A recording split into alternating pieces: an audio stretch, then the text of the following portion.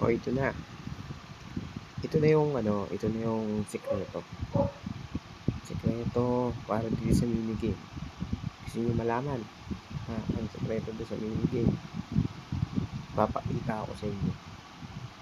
Ito talaga yung sikreto ng minigame. Para makuha mo kagad yung mabilisang yung susi na hinahanap natin.